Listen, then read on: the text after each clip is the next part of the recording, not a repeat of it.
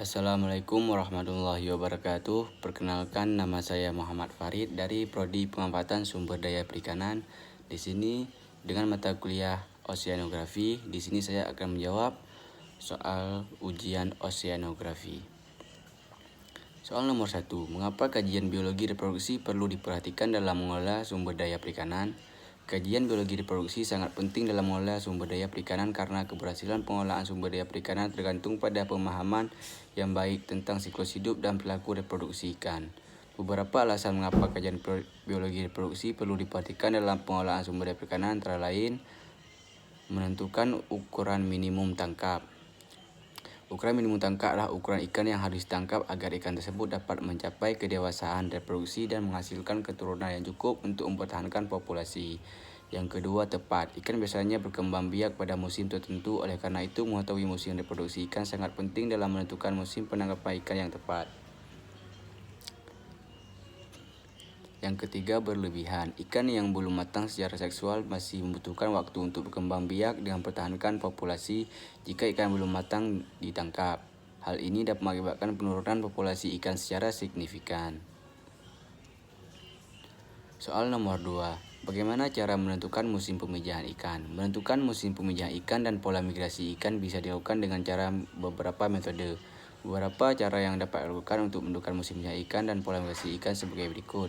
Yang pertama, studi histologi gonad. Studi histologi gonad dilakukan dengan mengambil sampel jaringan gonad ikan memeriksa tahap perkembangan sel reproduksi. Metode ini memungkinkan untuk menentukan waktu pemijahan ikan dengan lebih tepat.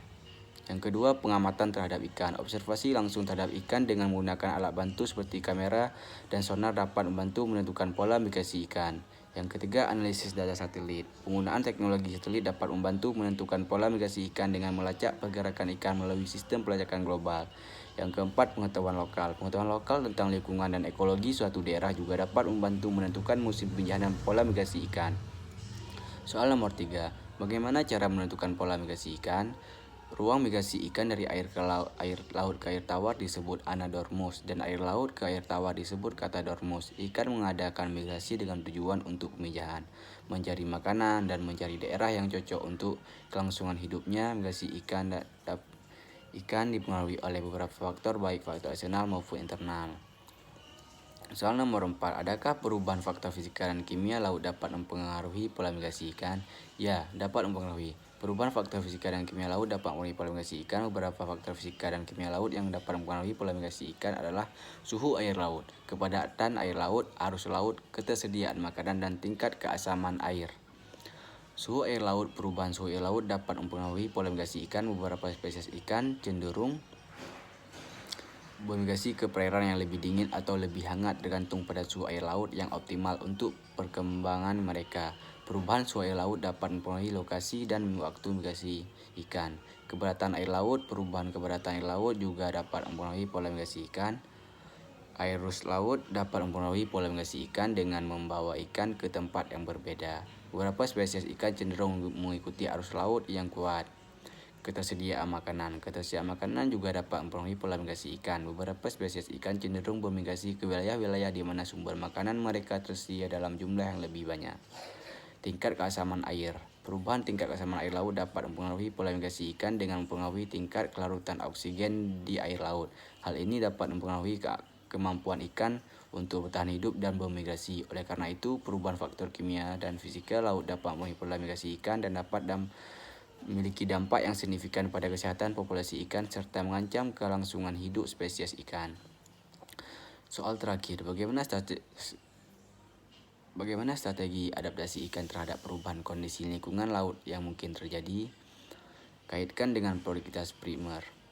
Ikan dapat mengadaptasi perubahan kondisi lingkungan laut yang dengan berbagai cara, termasuk mengubah pola migrasi, waktu pemijahan, dan perilaku makan mereka. Selain itu, spesies ikan tertentu dapat berkembang biak di lingkungan laut yang berbeda sehingga dapat menyesuaikan diri dengan perubahan kondisi lingkungan.